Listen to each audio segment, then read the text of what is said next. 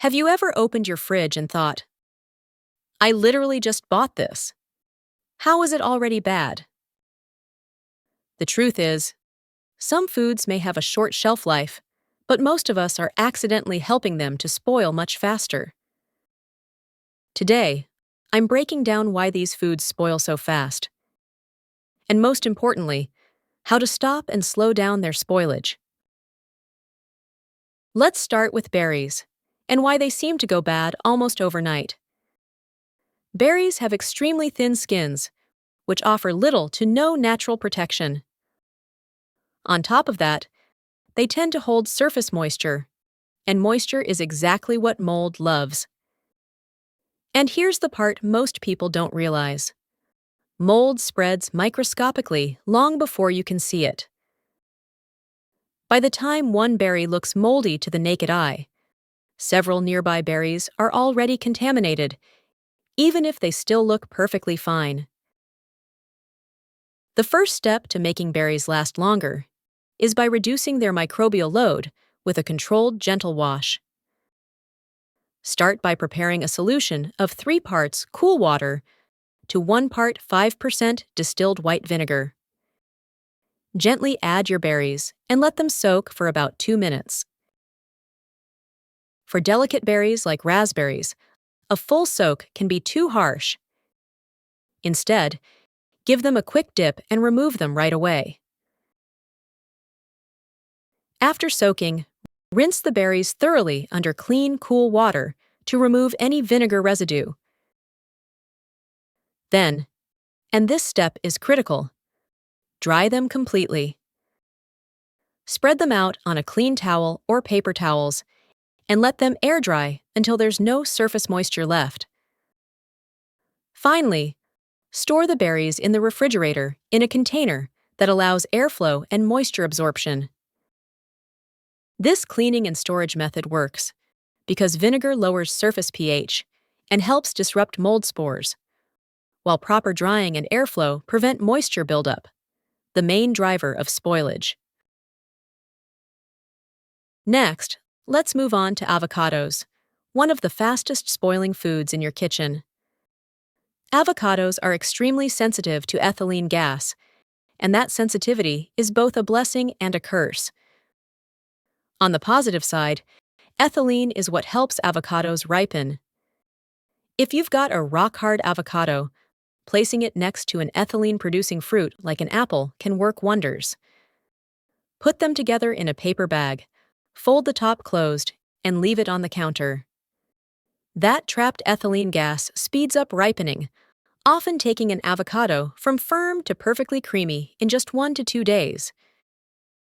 But here's the downside. Once an avocado is ripe, continued exposure to ethylene becomes the enemy. That same gas now accelerates softening and spoilage. So as soon as an avocado reaches peak ripeness, move it into the refrigerator. Cold temperatures slow ethylene activity and will help your ripe avocado to last 3 to 4 extra days, and sometimes even up to a week, without over-ripening and spoiling. Now, the moment you cut an avocado, everything changes. When the flesh is exposed to air, an enzyme called polyphenol oxidase reacts with oxygen. This triggers enzymatic browning, producing those unappetizing brown pigments on the surface. It's not spoilage, but it looks bad and affects flavor and texture. To slow this browning reaction, your goal is to limit oxygen exposure. You can do this by rubbing lemon or lime juice on the cut surface. The acid from the juice slows the activity of the polyphenol oxidase. You can also use the water bath method, where the cut avocado is submerged in water to block oxygen contact. I've covered these methods, plus a few others in detail in a previous video. I'll link it in the comments if you want a full breakdown on keeping cut avocados green for longer. Before we move on to the next one, please take a quick second to like this video and subscribe to the channel if you're finding this helpful. I share simple, science-backed food tips every week, so you won't want to miss what's coming next. Now let's talk about bananas, which is one of the most loved and most frustrating fruits to store. If you're anything like me and love bananas, you know the struggle. You buy a fresh, perfectly yellow bunch, and somehow, by the next morning, they're already spotted, mushy, and way too ripe.